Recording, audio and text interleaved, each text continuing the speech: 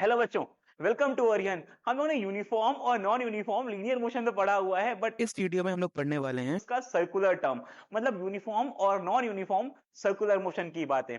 बच्चों, हमें पता है कि अगर एक ऑब्जेक्ट की वेलोसिटी कांस्टेंट होती है तो वो यूनिफॉर्म मोशन करता है, और अगर वो यूनिफॉर्म नहीं होती मतलब कांस्टेंट नहीं होती है तो वो नॉन यूनिफॉर्म मोशन करता है। इसी तरह से हम लोग जब सर्कुलर मोशन को डिफाइन करते हैं तो हम लोग एंगुलर वेलोसिटी मतलब the velocities which are in the circular motion की बात करते हैं, which we call as angular velocities. और यहाँ पे डिफाइन करने के लिए हम लोग बोलते हैं that if a object is following a circular path at a constant speed or constant angular velocity, the object is called to be in uniform circular motion। और इसका उल्टा क्या हो जाएगा बच्चों?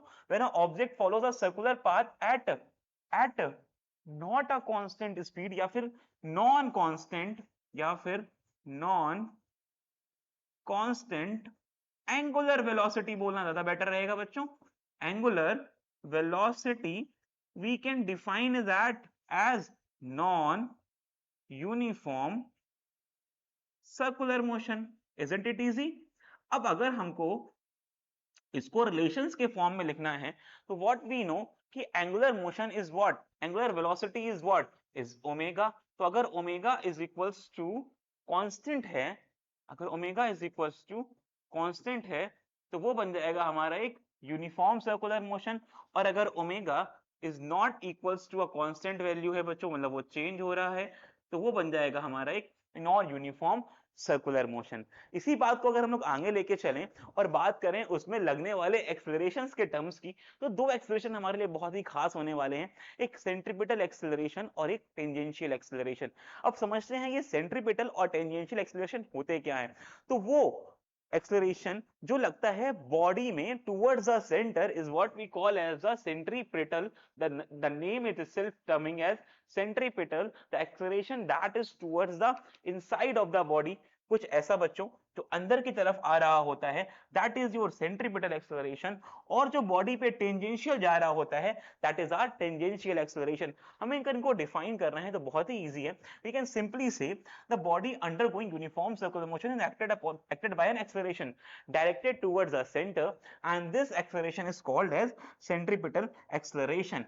वो acceleration जो towards the center लगता है that is what we term as centripetal acceleration। और इसका एक बहुत ही इंपॉर्टेंट रिलेशन भी होता है हमारी वेलोसिटी से और radius of the circular path से, that is defined as VAC is equals to omega square R. और ओमेगा स्क्वायर को अगर हमको सॉल्व करना है ओमेगा के वेलोसिटी टर्म से, तो we know omega is defined as, omega is defined as simply बच्चों, अगर आप v और ओमेगा रिलेशन याद करो तो v is equals to R omega होता है। वहां से omega can be defined as v upon R. तो instead of omega if I put the value v upon R whole square into R, I will get another relation between v square r and the acceleration, that is v square upon r। ये हमारा एक centripetal acceleration का एक और formula, एक और relation जो velocities और रेडियस के संग है, और ये हमारा एंगुलर वेलोसिटीज के संग आता है where r is the radius of the circular path. अगर इसी टर्म को और आगे बढ़ाएं और हम लेके जाएं उसको टेंजेंशियल एक्सेलरेशन की तरफ, तो टेंजेंशियल एक्सेलरेशन बच्चों हमें डिफाइन करेगा a t की वैल्यू से, a t की वैल्यू से। a t represents the state of tangential acceleration. और अगर हमें टेंजेंशियल एक्सेलरेशन का रिलेशन बताना होता है तो that is alpha into R. आप इनको याद रख सकते हो, ये दोनों रिलेशन हमारे लिए बहुत इंपॉर्टेंट है, या वो लीनियर हो या फिर वो टेंजेंशियल हो। अच्छा, एक और बात समझो बच्चों, अगर हम लोग बात कर रहे हैं यूनिफॉर्म और नॉन यूनिफॉर्म मोशन की, तो अगर हम लोग इनके एक्सेलरेशन टर्म्स की भी बात करें तो हमें पता है कि अगर ओमेगा कांस्टेंट है, if the omega is constant, if the omega is constant for the angular values, तो एक constant values का अगर हम लोग एक्सेलरेशन या फिर उसका डिफरेंशिएशन फाइंड करें तो हमें पता है कि जैसे वेलोसिटी का डिफरेंशिएशन या फिर वेलोसिटी का change give us the values of acceleration, ऐसे यहां पर भी हमारे पास एंगुलर वेलोसिटी का जो चेंज है या फिर जो डिफरेंशियल फॉर्म है that is D omega by D T. अगर हम लोग इसकी बात करें और ये जीरो हो जाए तो इसका मतलब इसका है कि ये एक यूनिफॉर्म सर्कुलर मोशन की बात कर रहे हैं, क्योंकि कांस्टेंट वैल्यू का डिफरेंशिएशन इज 0। और यहाँ पर अगर हम लोग बात करें नॉन कांस्टेंट को, यहाँ पे इसका जो डिफरेंशिएशन होगा that is going to be not equals to 0।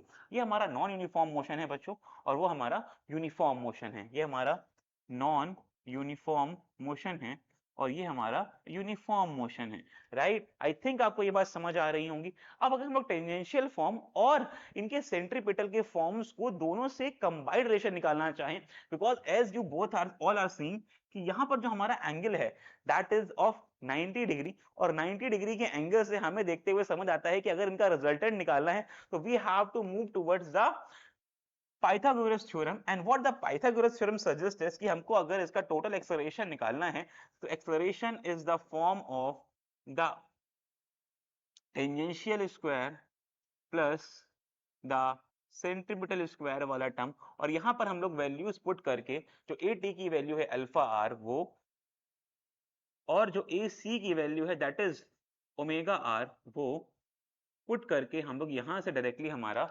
Relation निकाल सकते हैं ओमेगा स्क्वायर आर। यहाँ से हमारा रिलेशन निकाल सकते हैं for the net acceleration, that is the relation between the total acceleration which is combined with the acceleration of a body in centripetal form and the tangential form। ऐसे ही जम के पढ़ाई करते रहिए, कोशिश करिए कि आप अब जो अपनी बैक एक्सरसाइज के क्वेश्चन सबको प्रैक्टिस करें। मिलते हैं नेक्स्ट वीडियो में, तब तक के लिए tata bye bye, see you all.